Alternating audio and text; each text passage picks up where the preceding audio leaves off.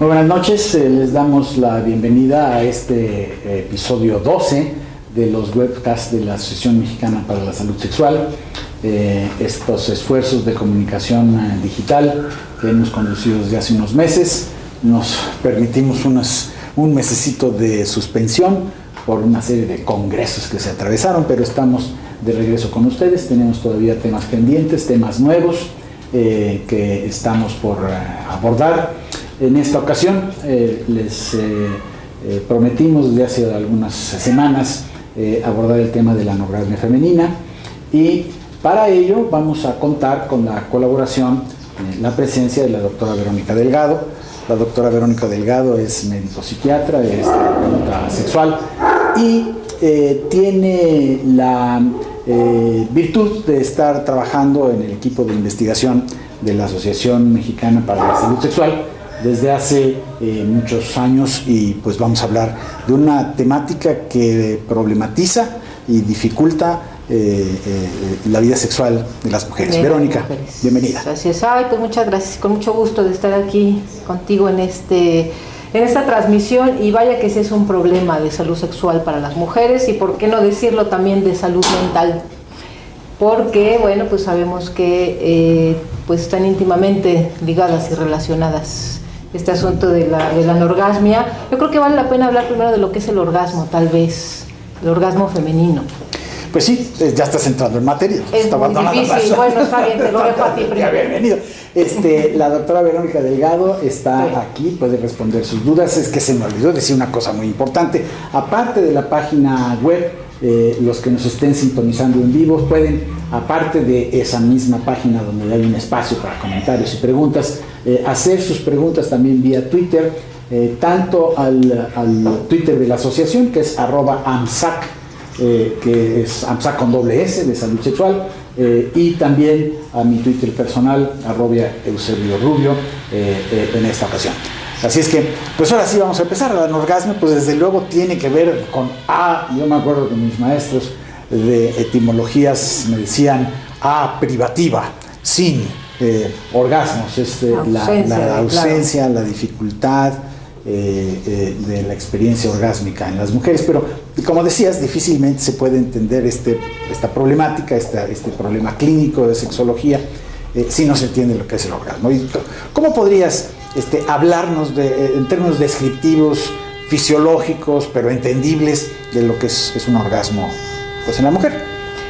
El orgasmo, bueno, si recordamos la respuesta sexual humana, la respuesta sexual femenina, y específicamente desde el contexto, desde el marco de Helen Kaplan, pues, es la fase de deseo donde uno se le antoja tener un encuentro sexual, ¿no? Está la fantasía, el pensamiento, todo este mecanismo emocional, digamos, por así decirlo, ¿no? Subjetivo que uno echa a andar, la excitación, y finalmente esa última fase de la respuesta sexual, que sería el clímax, el máximo disfrute, que se le ha llamado el orgasmo, ¿no?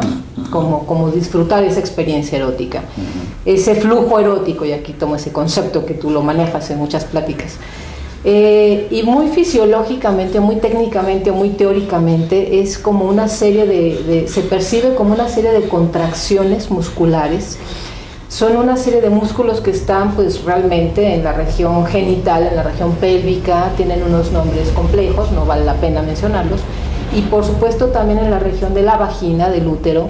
Entonces, y tienen una ritmicidad, o sea, cuando llega al pico, si lo graficáramos, tiene un pico, digamos, esta respuesta fisiológica, cuando la estimulación es adecuada, por supuesto.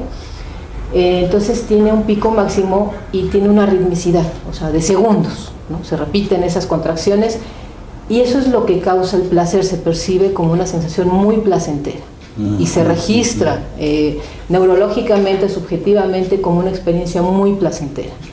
Así podríamos definirlo muy teórica y muy fisiológicamente. La descripción está muy clara, es decir, hay una clara vivencia en los genitales. Así hay es, una clara de esa respuesta que se percibe y cómo se vive.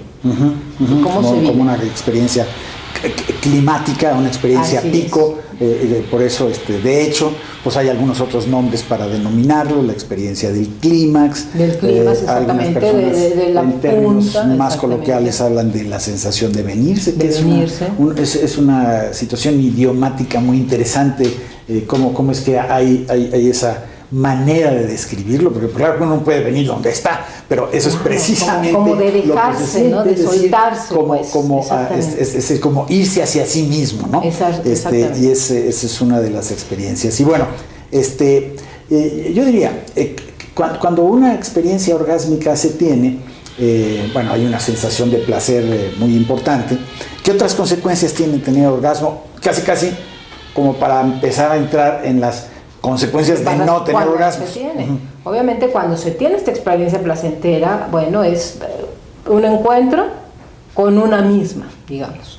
Esto implica el haber tenido todo un proceso de aprendizaje previo, de conocerse, de descubrir las sensaciones, de conocer el cuerpo, de aceptar el cuerpo, de poder compartir con otra persona, con la pareja. Y esto va incrementando. O sea, si es placentero, me gusta, pues vamos descubriendo algo más, digamos, ¿no? Entonces, es la búsqueda del placer en términos positivos y saludables. Y pues esto repercute en la salud, digamos, esto ya se ha mencionado en varias transmisiones, ¿no? Hemos ya comentado que la experiencia del orgasmo, aparte de ser intensamente placentera, por supuesto, pues tiene consecuencias que son algunas de ellas visibles hasta el día siguiente, ¿no? Al día siguiente, claro. Casi es como broma, pero es un hecho, la disposición a la existencia, la disposición al día, pues se empieza con una actitud distinta, porque pues si lo decimos muy fisiológicamente, muy médicamente, el cerebro tiene un baño de sustancias que le proporcionan un estado de mucha placidez, de mucha relajación, de reconstrucción, que son las endorfinas, de buen estado de ánimo, exactamente. Y bueno, si nos vamos un poco atrás digamos, en el proceso de desarrollo, el ser humano termina su desarrollo fisiológico, su desarrollo mental, su desarrollo, pues sí, del cerebro, hasta la pubertad, digamos. O sea, las neuronas siguen creciendo, siguen desarrollándose, siguen formándose conexiones nerviosas hasta que las hormonas sexuales empiezan a actuar. Y cuando hay mayor estímulos a todos los niveles, esto facilita ese desarrollo neurológico. Obviamente la excitación corporal en esa respuesta sexual, eso ayuda para un sano crecimiento también. Claro, se va integrando dependiendo de la edad, por supuesto, ¿no? Nos estás diciendo que el cerebro ahora sí que crece mejor con orgasmos, para decirlo de una manera sintética.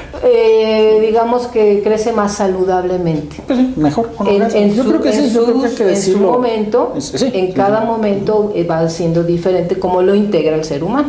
Sí, y hablando del ciclo de vida, hay también estudios recientes que señalan que las mujeres, estudios hechos en mujeres, que conservan la capacidad de satisfacción sexual después de los 60, 70, 80 años de edad, tienen mejores niveles de calidad de vida, más salud, aparte del placer implícito en la experiencia erótica, hay una repercusión en el bienestar. Bueno, hemos hablado muy bien de las bondades del orgasmo, pero entremos.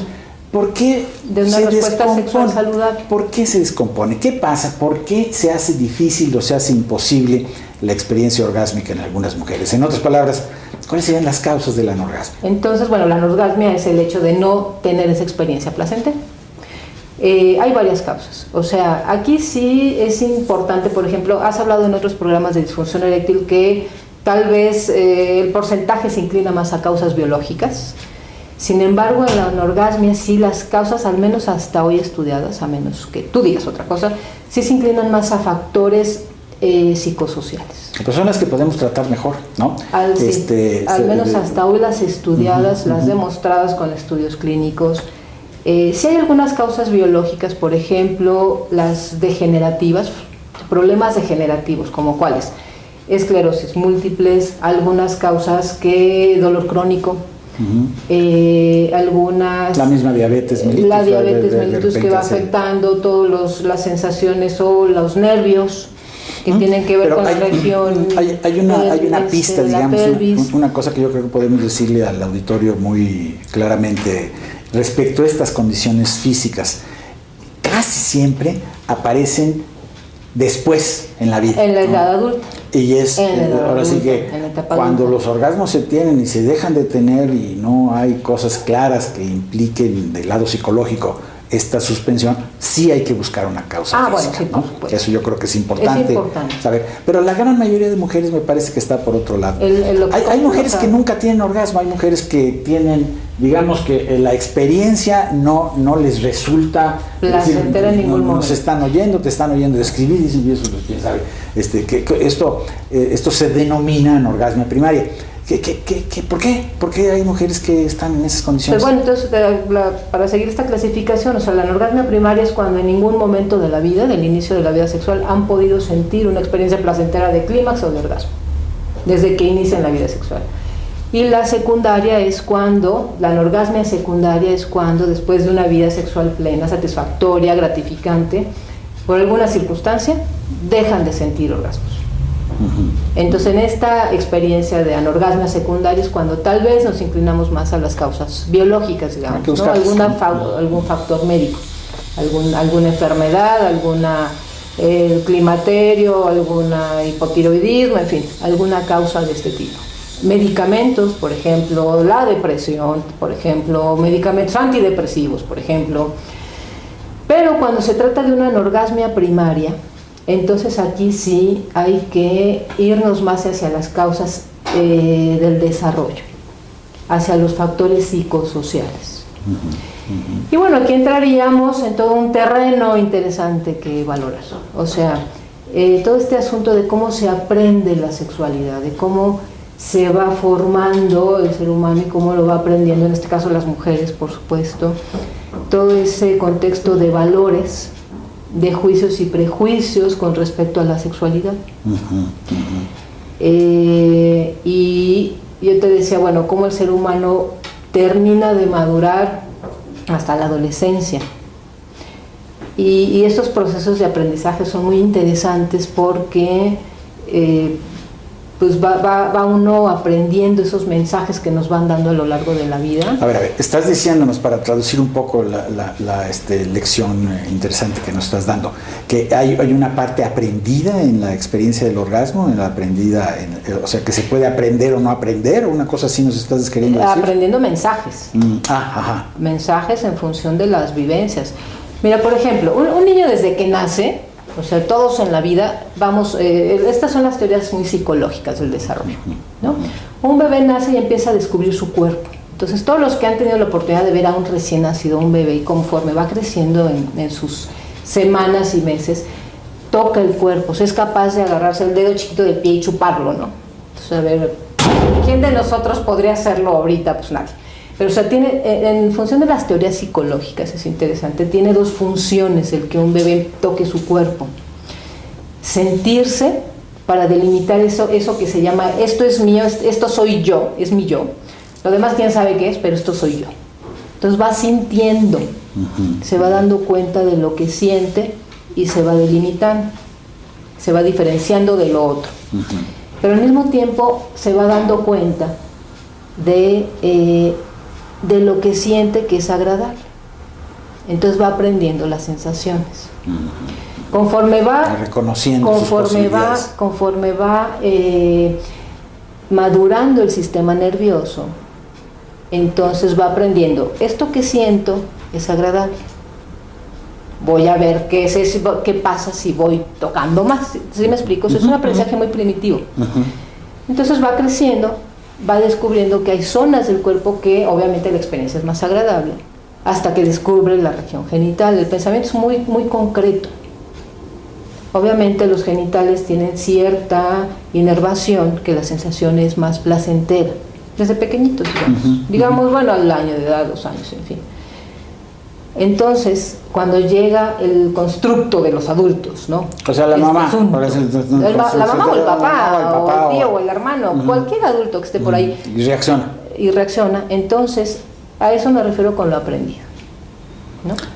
Vamos a tener una reacción del tiempo que siempre nos anda persiguiendo en esta explicación. El hecho es que esta cosa se va conformando y es susceptible a ser sentida bonita o sentida fea, ¿no? De acuerdo a los mensajes que estamos señalando. Y bueno, vamos a tomar la oportunidad de pedirles que pues nos acompañen a este brevísimo momento de suspensión, un intermedio de unos segundos.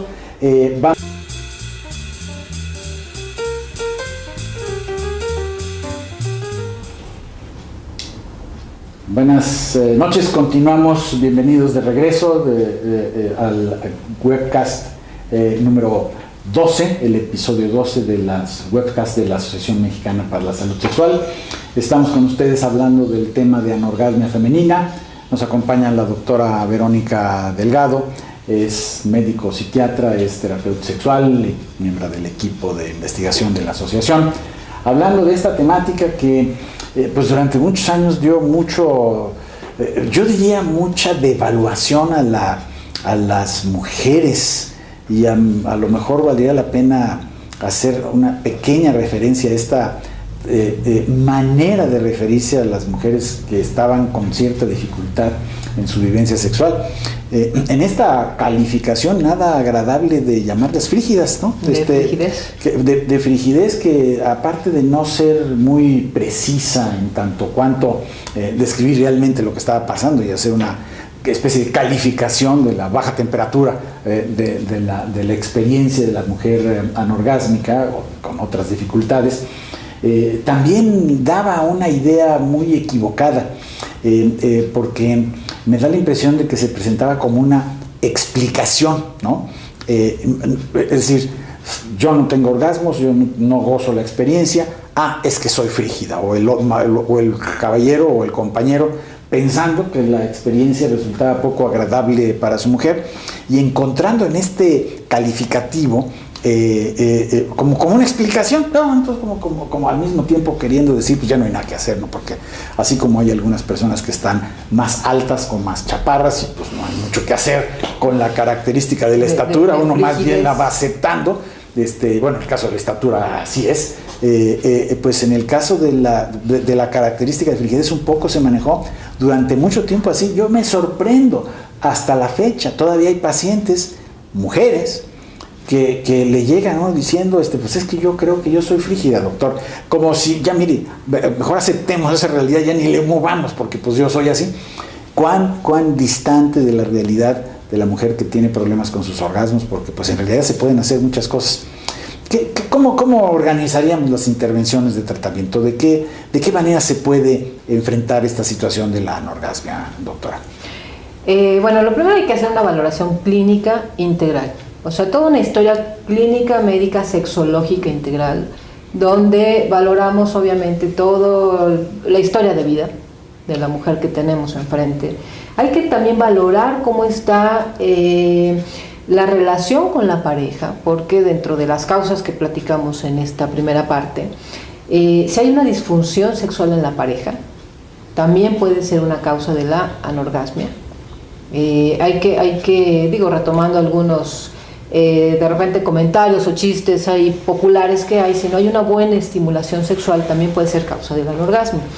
Entonces eso también hay que valorar cómo está esta función sexual de la pareja, y ya después que tenemos toda la valoración integral, entonces es el tratamiento que se va a sugerir.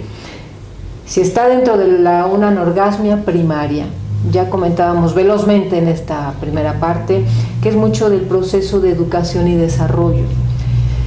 Entonces ahí sí hay que trabajar como si estuviéramos aprendiendo o reaprendiendo ese acercamiento con el propio cuerpo y con las sensaciones. Una especie como de crecimiento acelerado con el coacheo del terapeuta. Exactamente, ¿no? De reconocimiento del cuerpo, de las sensaciones y de aceptación del cuerpo. Primero, eso es lo que hay que trabajar. Hay una serie de estrategias, de técnicas de terapia sexual, de tareas, de sensibilización, Y dependiendo qué tanto la mujer está cerca de sí misma, te podría decir, es la tarea que se le va a encomendar. Porque hay mujeres que pueden tener un contacto muy cercano con su cuerpo, verse desde ahí, hay quien no lo puede hacer.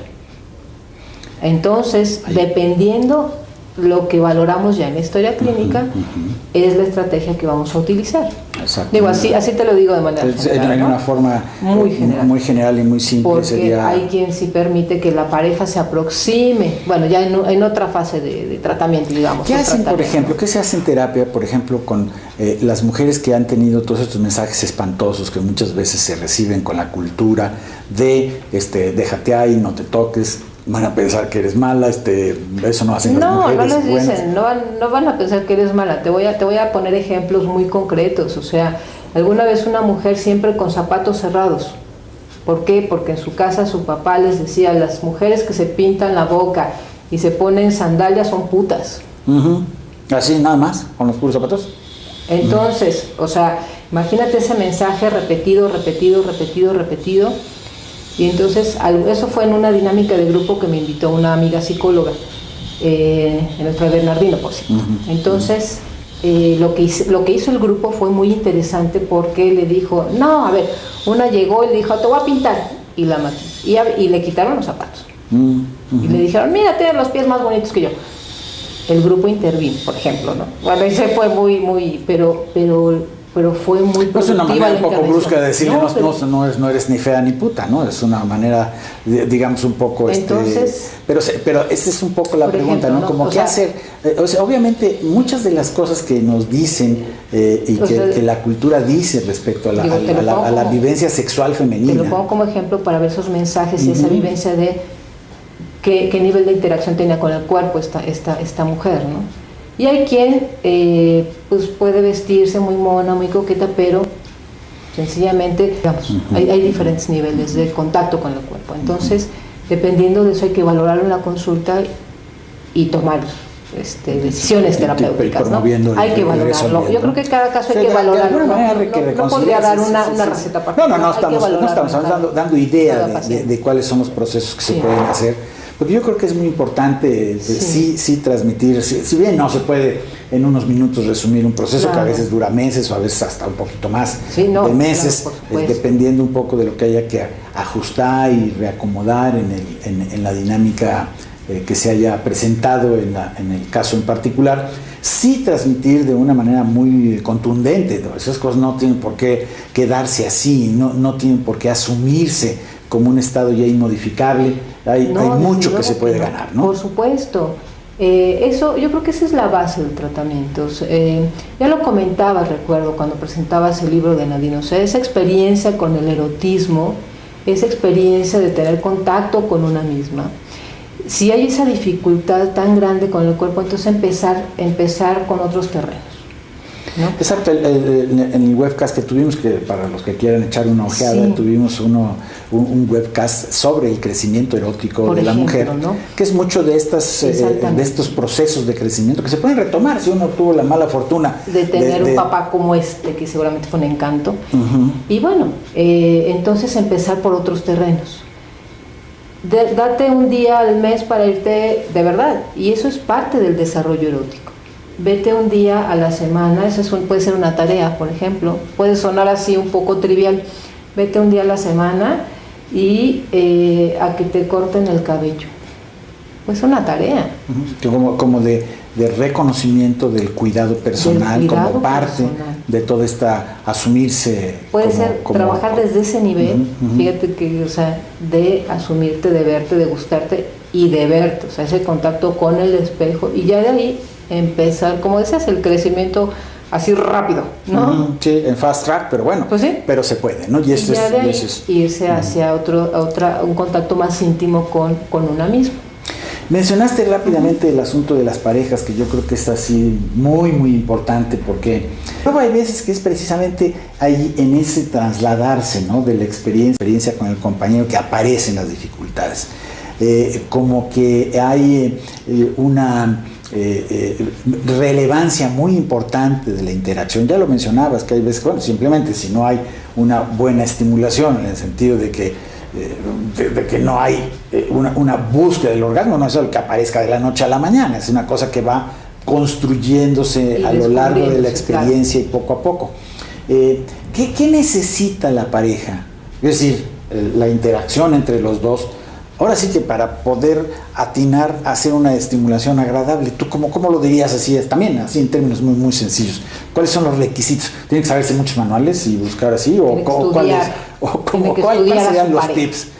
Tiene que escuchar a la pareja. No, mira, o sea, después de que una mujer trabaja consigo misma, que se conoce, que se descubre y descubre su cuerpo, vamos, que es muy abstracto, pero descubre lo que le gusta, lo que siente y de lo que es capaz de sentir al final, ¿no? De lo que su cuerpo es capaz de sentir.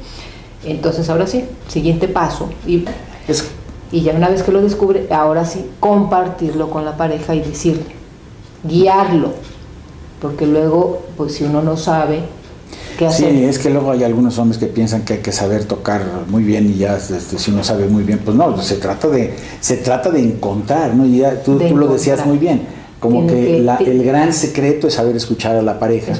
Y bueno, pues ahora sí que siguiendo la metáfora del diálogo, pues es importante oír a la otra persona. Pues si la otra persona no sabe hablar porque no conoce su cuerpo y no sabe ni qué decir, pues entonces no hay diálogo posible. Un poco así se puede ir contemplando esta situación. Y luego, ya para ir acercándonos a la conclusión, yo también no creo que, deberíamos también de mencionar que hay otra serie de cosas que tienen que ver con la pareja que a veces requieren abordajes muy distintos, como los conflictos. Luego es muy chistoso que hay personas que están en tremendo conflicto, casi en guerra con su compañero o compañera, y de todas maneras quieren tener orgasmos. Pues eso es una cosa que cuesta muchísimo trabajo. Me da la impresión de que hay una como pérdida de la claridad en que uno tiene orgasmos cuando se siente confiado y seguro, si no los orgasmos se inhiben. Totalmente. Hay algo interesante, cuando se trata de parejas, digamos, ya conformadas, que tienen cierto tiempo de estar juntas, en toda pareja hay conflictos, pero cuando ya tienen cierto tiempo de estar, como parejas, la realidad también es que ya hay cierto grado de confianza. Entonces eso hay que retroalimentarlo, o hay que ponerlo al centro cuando está la pareja, ¿no? O sea, ¿con quién más vas a tener confianza si no es con tu pareja? O sea, eso hay que decírselos, que se den cuenta de ello. O sea, como pareja, ¿con quién más vas a poder llegar y decirle, sabes qué, esto es lo que me gusta, esto es lo que necesito que hagas para que me ayudes a que yo sienta, pues, que yo sienta bonito? ¿Con quién más si no es con la pareja? Con ese nivel de intimidad, de confianza, de seguridad.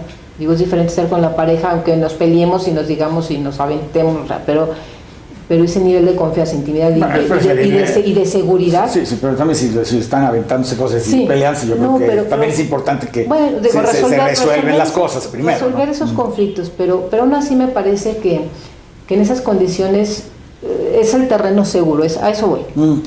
Que de repente, de salir y encontrar a alguien por ahí, como que puede ser complicado, ¿no? O sea, hay que darle a la pareja o hacerle ver ese terreno de seguridad, de intimidad y de confianza en el que se mueve.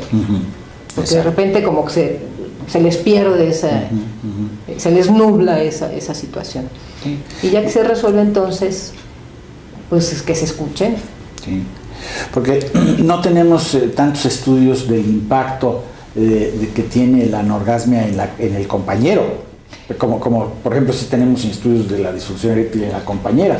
La realidad es que pues el compañero de una mujer anorgásmica tampoco se la pasa tan bien, porque de repente dicen que estoy haciendo pero en la consulta, se sienten muy ve, frustrados, ¿no? Sí, se sienten muy frustrados, enojados, incómodos, por este asunto de sentirse responsables del placer de la pareja, ¿no? De sentirse como los proveedores del placer. Entonces sí se sienten frustrados, diría yo. Así es. Pues, y bueno, pues se nos está yendo el programa a una velocidad sorprendente. Sí. Yo quisiera invitarte a una especie como de síntesis. ¿Por qué es importante el orgasmo? ¿Por qué es importante atender si hay una dificultad orgásmica? ¿Y qué se puede hacer? En muy apretada síntesis de conclusión. La anorgasmia femenina es la disfunción más frecuente en las mujeres. Estamos hablando del 10 al 30%, si juntamos muchos estudios que se han hecho, es muy frecuente y poco acuden a consulta, sacar una cita, y obviamente hay tratamientos. Tienen que ver con problemas emocionales, tienen que ver con problemas que pueden ser de salud física, que se pueden atender, tienen solución, mejora la calidad de vida, es bien importante, y mejora la relación de pareja. Y bueno, pues yo creo que esta vida se trata de disfrutar, no de sufrir. No, y de vivirla con plenitud, y yo creo que si la mujer se ha enfrentado a las dificultades de orgasmo, lo menos que, lo que hay que evitar es esta idea de que así le tocó ser, o si tenía sus orgasmos y se le dificultaron, eso es signo de que algo está pasando. Algo está ocurriendo. También es importante identificarlo y atenderlo, que en la gran mayoría de los casos se puede resolver. Bien. Pues yo les doy las gracias por su atención a este programa, a este webcast de la asociación, y les agradecemos mucho su atención.